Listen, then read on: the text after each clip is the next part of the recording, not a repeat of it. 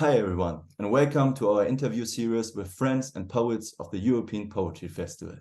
I'm Richard Ettinger, and as a student for English literature and philosophy, I'm deeply interested in creative writing, English literature, and poetry. Welcome with me, our today's guest, the wonderful Agnese Graudiņa. Hi, how are you doing, Agnes? I am doing well, thank you. How are you today? I'm well, thanks.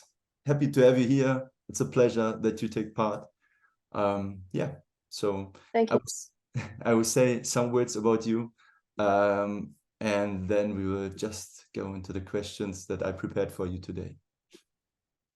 Agnese Graudiņa is a Latvian poet and visual artist based in London. Agnese's poems have been published in the poetry anthology Ritums in 2013 in Latvia.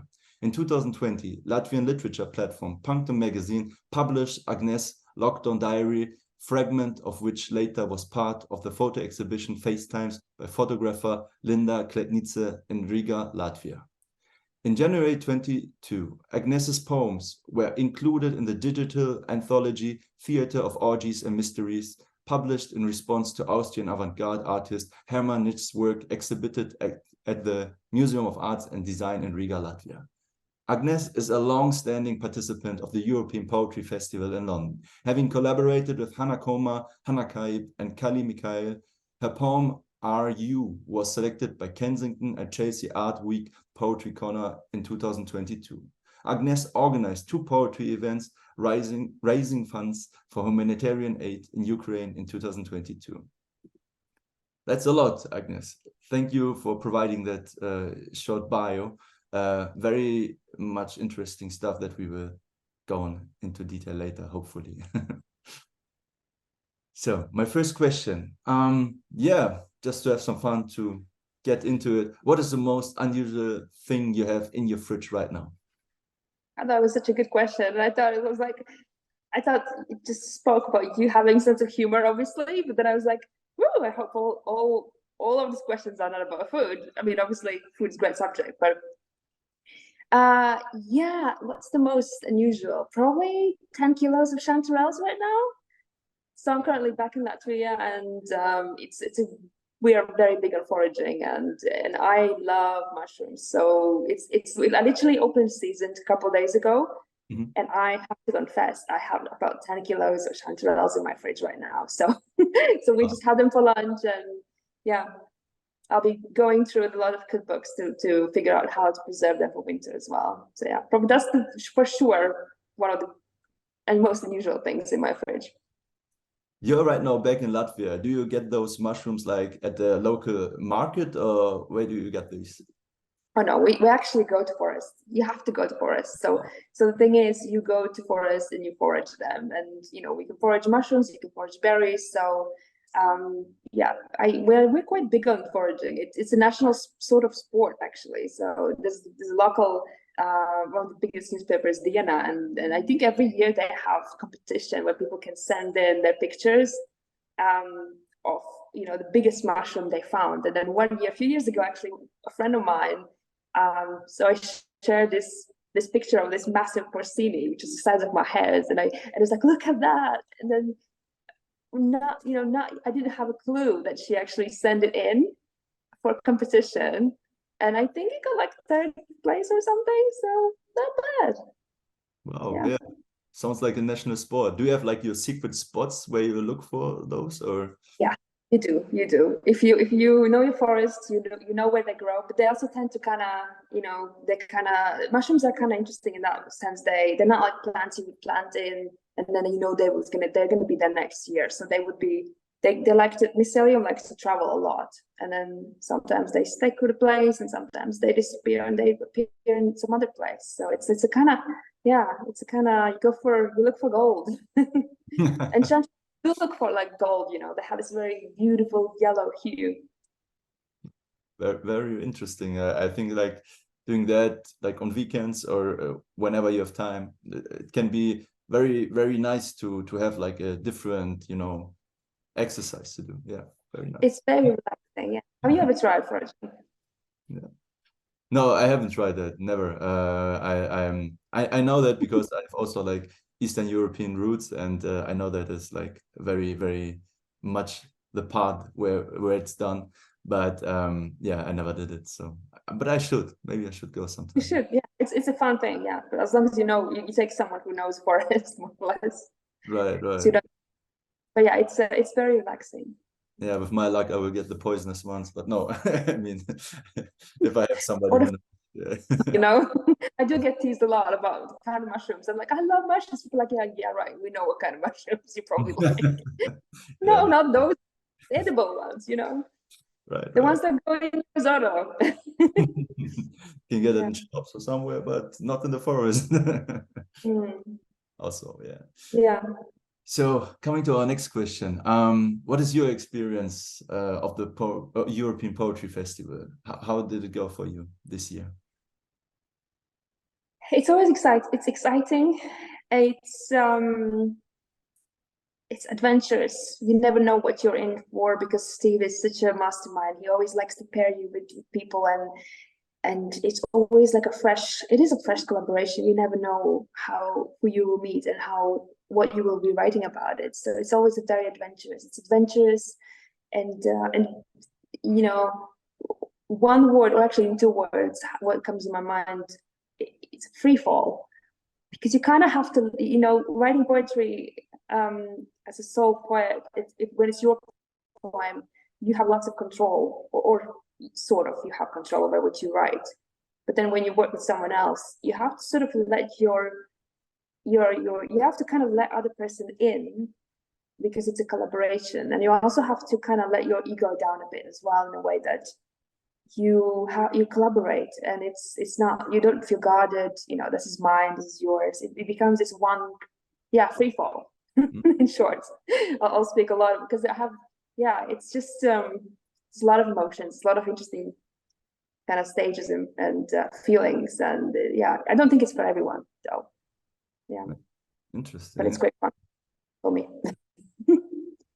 So I definitely understand the aspect that when you work alone and you publish something or you write something for your own, I guess it's just you. But here you do it with someone together, and then it's always like a new creation in some way, and you have to maybe let go of something, or the other person, you have to accept something from them, and it can be challenging, but also like on the other side nurturing, that you just step over your own shadow in a way.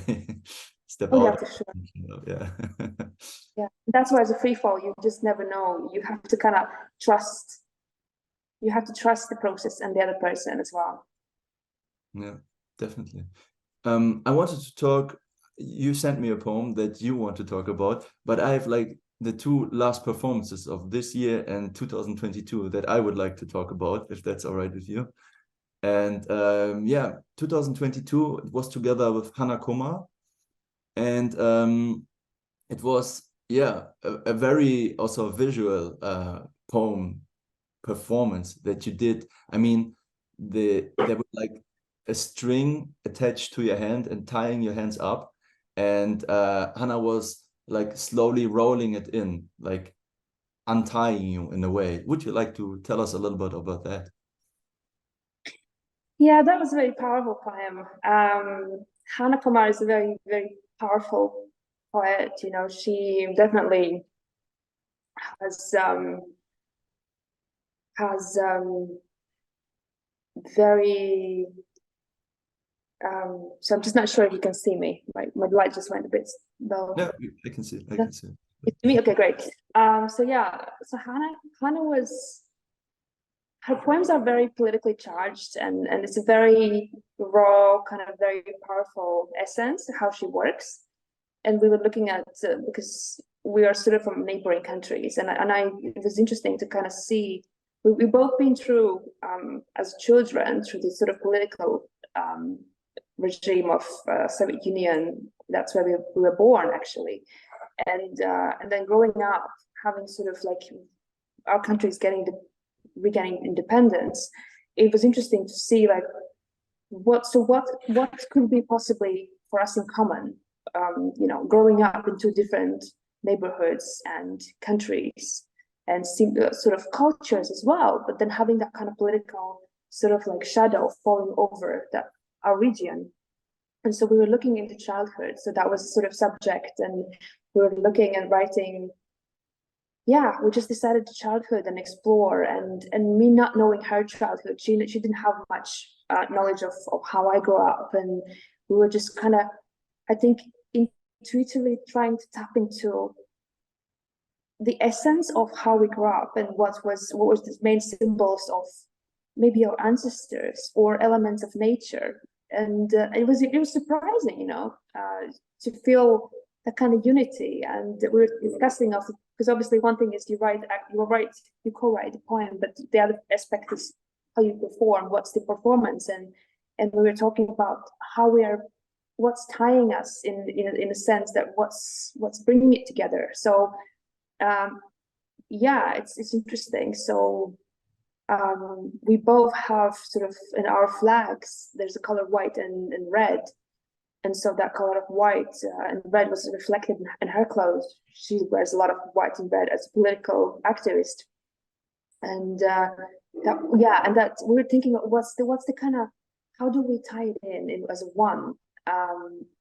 And poem as itself seemed fairly seamlessly tied in a kind of talking about mother, her mother, my mother, but it becomes one, you know, it becomes one mother, regardless of whose mother, and etc. And plants and vegetation and sense of place and time.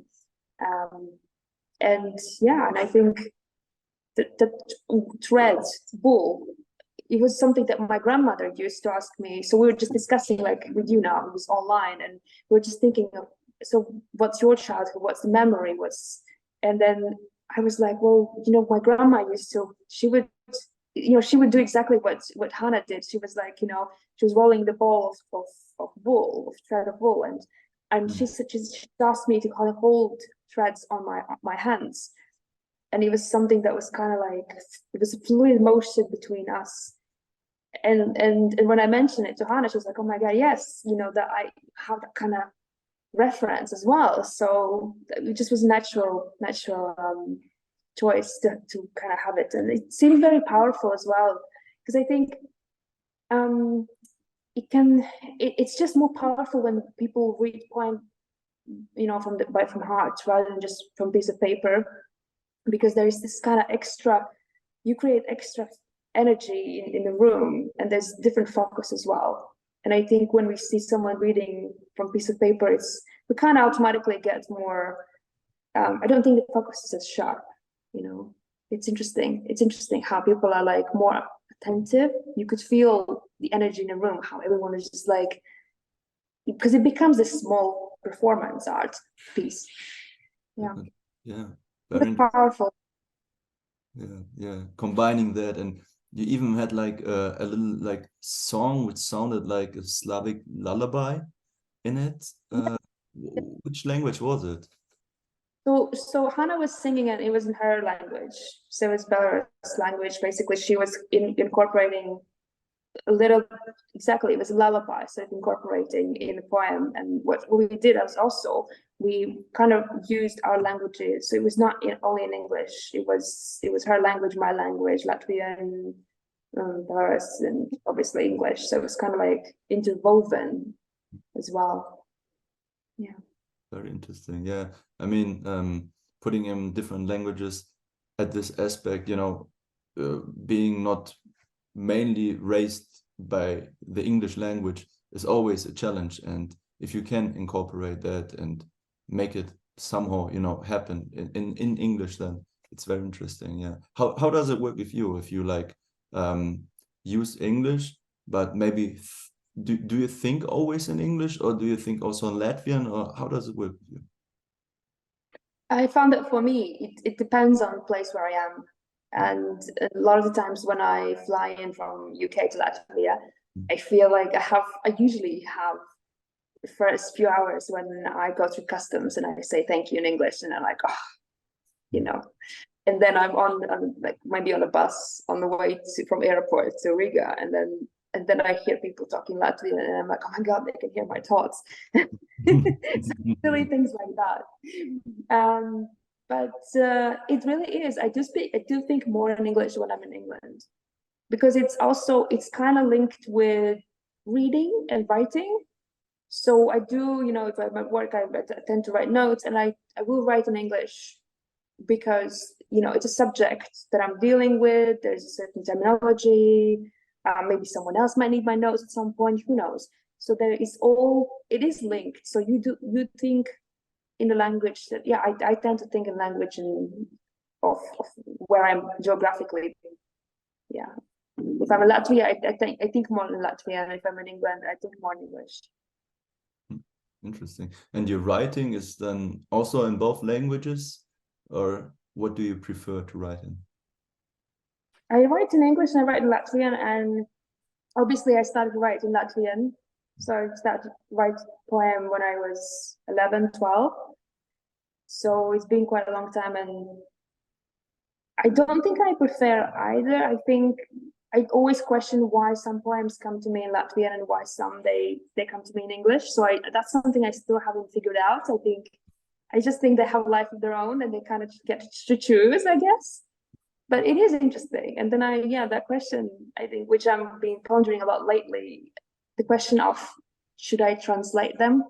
And if I will translate them, and that's something I've been asking to other poets like Hanna Komar, for example, and some others. As I said, do you think you can actually translate poem, or does it really become another poem?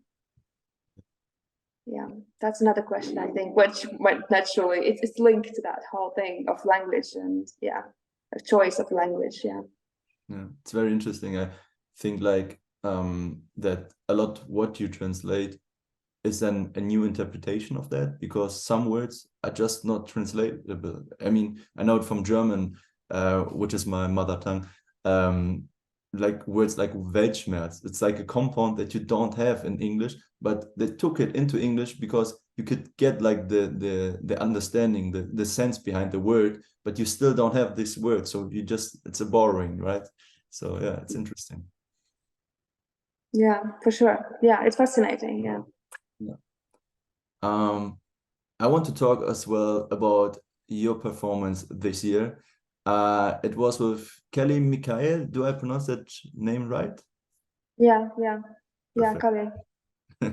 And it was the Latvian evening of the festival, and it was also like a very visual performance.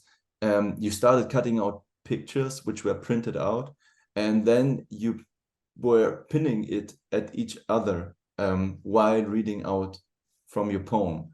And what would you like to say about that?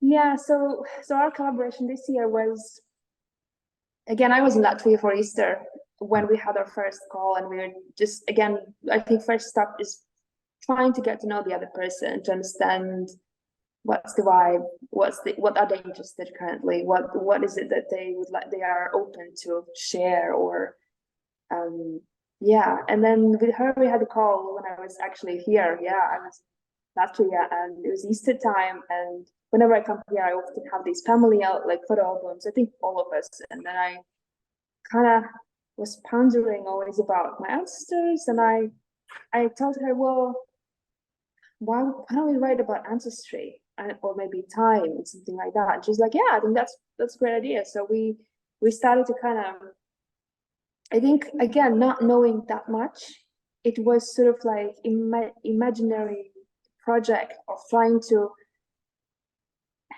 in a way, imagine someone else's journey through ancestry, to understand where they come from. And Callie had this, like, I think we all have really unique ancestry, but to my surprise, I found that her ancestry there was this like amazing, beautiful mix of journeys from Greece and England and Mexico, and it just was so fascinating. And I just found it so liberating, and to my imagination, to imagine not knowing all the facts and all the people in that journey of the family. Imagine where she comes from and where they came from, and what was their journey, and vice versa. She was kind of, I was talking about where I was at Easter, and it's cold, and this old, really kind of romanticized sized houses, and it was still kind of like a bit dark.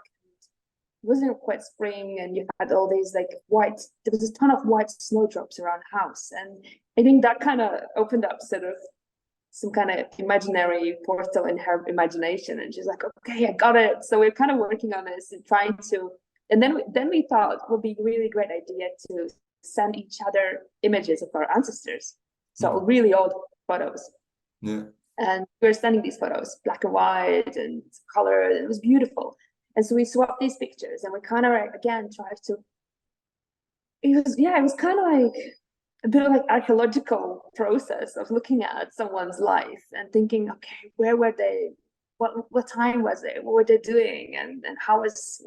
And so she gave me a few facts, and I gave her a few, and then we kind of, it was kind of like building that kind of.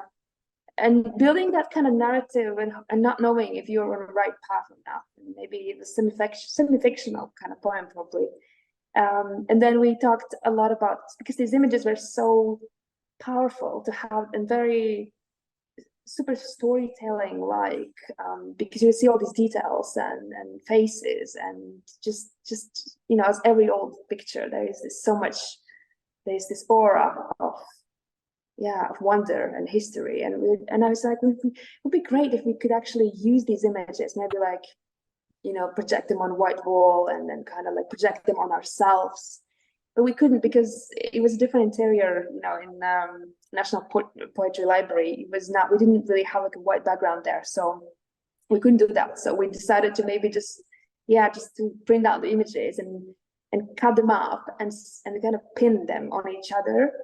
And so we were pinning our ancestors on each other, and they were mixed up. We were like pinning each other's ancestors and our ancestors. So it was kind of like interesting. Yeah, it was just this, again, like performative act of creation and going back, tracing back, who are these people and how did we end up here?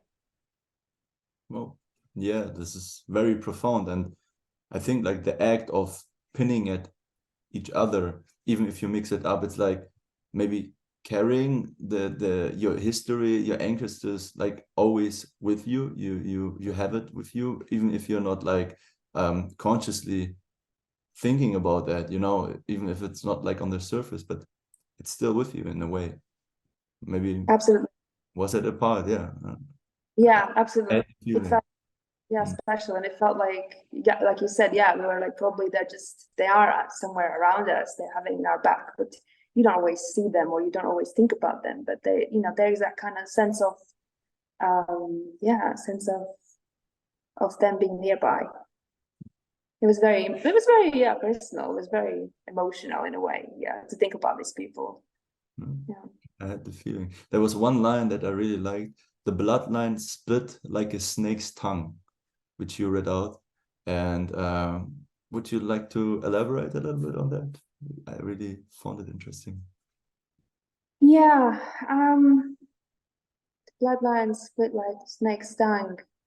It's about people who, like in my family's case, my grandmother's brother disappeared during the war.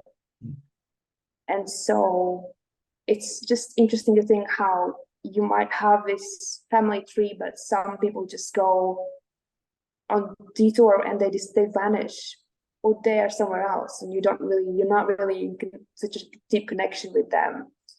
And so, and also that refers a lot about war, exactly, the war, where people just are forced to kind of, and even in Callie's case, there was an element of change and people just, moving across, and her, I believe it was her great grandfather who was moving from England to Mexico, and it's just like all these completely unexpected turns of how people, where they go, where they end up going, and what's their journey. And some of them, they go and they become something else, and some just vanish. It's like, how can you're not really in control of keeping that family tree always intact and in one piece.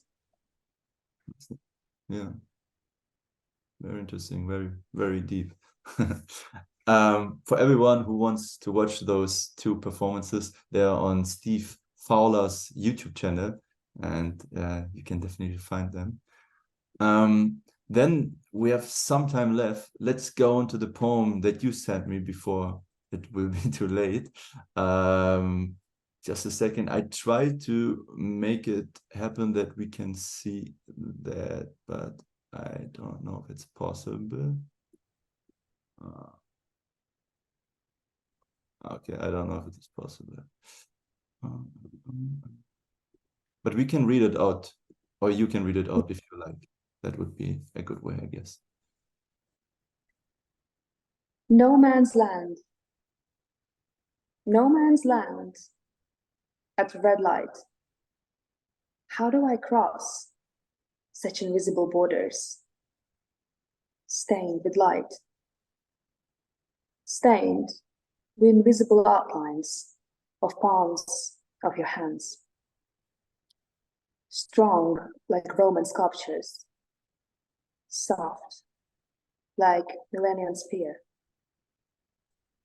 How do I stand on such a fine thread, vivid like a dream? You make me want to return to the house, hacked by the rare darkness, where souls of ancestors linger in mirrors, reflected by fire. Oh, no man's land in my dreams. How do I hug those Roman sculptures with my millennial spear gripping me on the invisible border, stained by the light? Oh, no man's land. Thank you for that. Oh, that's beautiful. I really like that. And also how you perform that. Yeah. So yeah, let's dig into it. What would you like to say about that poem? So this poem actually wrote in May. So it's not ancient. I wrote it when it was this kind of like bloom of spring, when it just was, the air was just so sweet, you know, when it's like one of those spring evenings, when it's just so beautiful.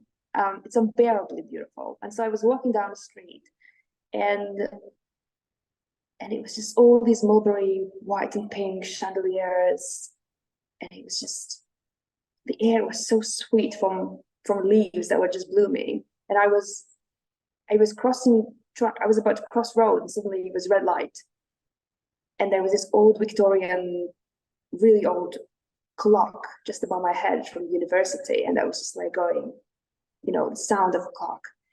And so I kind of froze in that moment, and I felt it was it was one of those moments where you don't know what it is, but you have to catch it before it goes. And it felt like, it just was this kind of, I think now rereading it more times, and now after a few months later, realizing what it could actually all mean. I think it was more, it was about different timelines. It was about kind of past and future. And I was thinking, well, because when I wrote it, it was sort of like going through, it was just like a lot of times, like creative people say, I'm just a messenger. That's how it felt with the poem. I felt it was a very significant transitional moment for some reason. And I know that I was thinking a lot about time that time, around May, and it was a lot about kind of, if I move away from past or something, what is it that I'm taking with me? What is it that I'm leaving behind? And then what's the future? And so I think we often are sort of spending a lot of time thinking about past or wondering about future. And then now rereading and kind of trying to almost decode this poem for myself, I think what's the actual no man's land in this poem is actually the present, the time that's now, which we very often fail to acknowledge and feel. because we're so busy being between past and future. That's in short. Yeah, but this is quite a lot. I mean, yeah, I had the feeling like even the line "no man's land," it's like already like telling you about that this is like a state in between. It's not like a fixed position that you're in somewhat, you know. So it's more like an open space that you find yourself maybe in a way, and then start questioning. It's very interesting. Yeah. Thank you. Yeah, because that's what it is. That's what it is. It's that weird place that doesn't belong here or there. It's kind of in between. Yeah. What did you think? What was it about when you read it? I thought like it has something to do with identity, definitely. Like being somewhere, the past is always there. Then there's like the present, which is yourself, you know, in a way.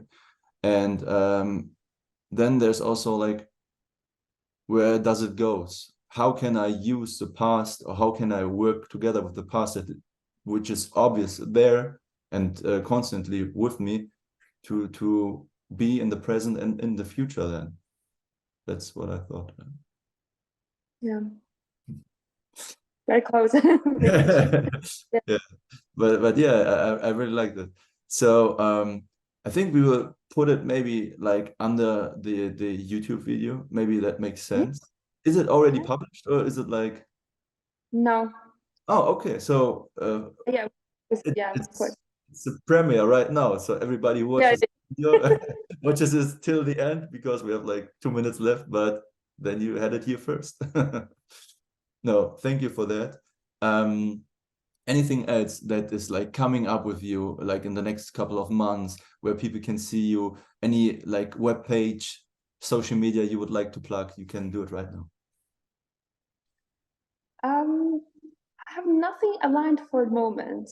I feel like I have things coming up when the stars are right in their places. Nothing for the moment, but I feel like there might be something coming up maybe later in just watch my Insta page, you know. Okay. It's Graudin, and yeah, keep track of what I'm doing. I'm kind of fluctuating between visual art and poetry. It goes back and forth. Yeah. Thank you for that. We could have continued this conversation like I don't know how long, but I think we had a lot, and it was like, yeah, it was nourishing. I really like that. So thank you for that. Appreciate you being here, and see you soon. Maybe continue that conversation in another way. Thank you, Richard. Thanks. Thanks. Bye. Bye. Bye.